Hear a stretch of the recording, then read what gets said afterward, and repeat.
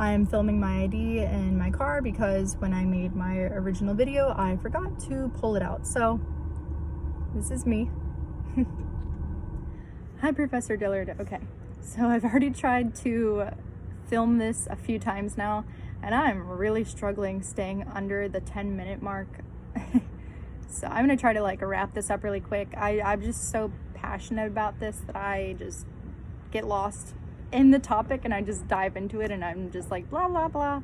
So I'm gonna try to get to the point. I just wanted to give a brief intro. I'm Hannah and I'm 22 years old. I'm majoring in criminal justice and minoring in psychology.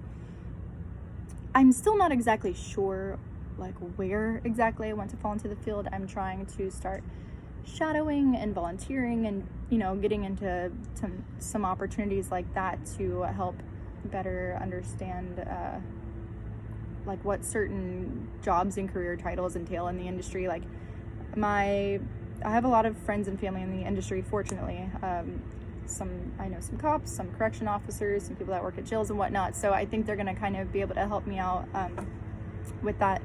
So I don't want to talk about that too much. I would love to reach out to you sometime and talk to you and kind of pick your brain on certain things. I really enjoyed your bio that you had in the syllabus, so if that's okay, I'll reach out to you at some point and we'll discuss this further. I just have some questions and I feel like you're a great resource and a great person to ask them. So anyways, transitioning.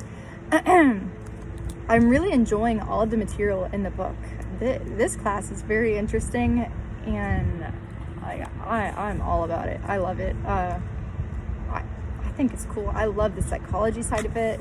Like I'm learning so much, and I really love just like digging deeper into topics. Excuse me. I love digging deeper into topics, and I love our discussions. I love hearing what other people think, have to say, rebuttals, what you know, what I think is, you know, right or wrong, or what they think is right or wrong or whatever. Like I absolutely love that. I love it. I think it's really interesting to hear what other people have to say and just other perspectives on it. So I have my notes right here just to kind of help keep me on track, because like I said, I've got a lot to say and I will just like venture off into talking about this forever. So I'm focusing on Moffitt's developmental theory. Excuse me, sorry if this paper's flying around. Specifically, the life course persistent offenders. That was very interesting to me. I kind of like resonated with it, and it reminded me of something that I had gone through in my past, or I've witnessed and experienced in my past with a friend. So when I was reading about LCP and delinquency and adult crimes and whatnot, it just reminded me of a story that I hope I have time to like briefly get to at some point during this video. So it basically is the developmental theories of delinquency. So it begins a lifelong pattern of adolescent crimes to adult crimes. Something minor like staying out past your curfew, and even, you know what, rewind, hold up, let's go back. Before that, it can start off something simple when you're a child, like biting or hitting or pulling hair, to staying out past your curfew, to shoplifting, to selling drugs, to abusing drugs, to robbery, rape, murder, and so on. I feel like it just spirals out of control at that point. If you're not strong enough to pull yourself out of that and to know, you know, right from wrong, and to not let all of these environmental factors influence you, which is really hard. You know, when you have a lot of negative influences around you, it's really hard to just not subside and just let it like take its toll on you. But sometimes, you know, that happens, and then these are the people that fall into this category, LCP. So people that are life course persistent offenders, like we said, it starts off something simple with fighting and hitting and whatnot to something crazy and absurd like rape or murder or whatnot, you absolutely will develop antisocial behaviors and possibly neurological problems and learning problems and problem solving deficiencies and mental health problems and depression and legal problems, and like there's so much that can tie into this, and it's unfortunate, honestly. Life course persistent offenders unfortunately miss the opportunity to acquire and practice interpersonal skills and pro-social skills at a very, I'm sorry, there is an ant on me, goodness, at a very important developmental stage in their life. When you're a child, that is, I think that's the most important developmental stage of your life. You're a child, you are fresh and new to the world, you have all of these different influences around you, and they're gonna make you or break you. Something simple like our discussion yesterday, the violent video games. Absolutely, that will absolutely lead to aggression and antisocial behavior. Not just that alone. I feel like there has to be other factors too, but I definitely feel that can play a big part, a very negative role on kids' lives, and it can influence them.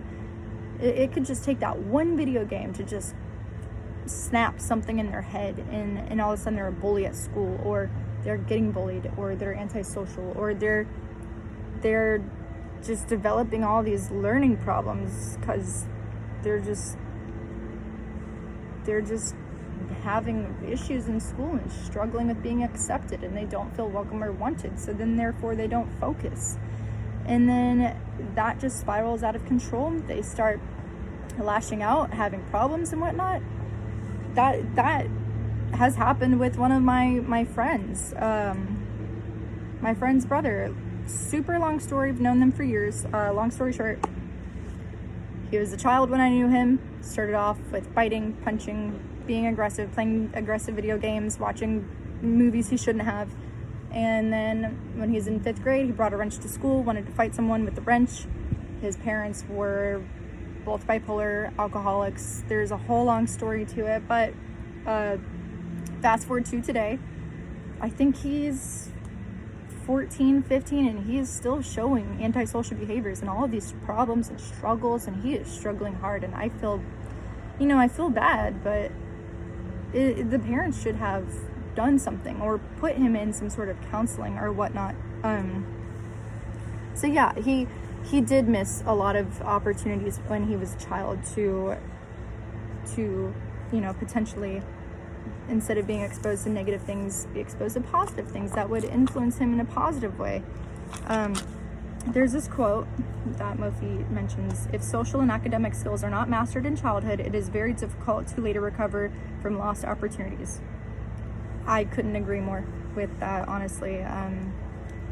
I very much so feel that this friend of mine, or my friend's brother, he lacked all of these social and academic skills, and then he hasn't recovered, and it happens so often, more often than what we know.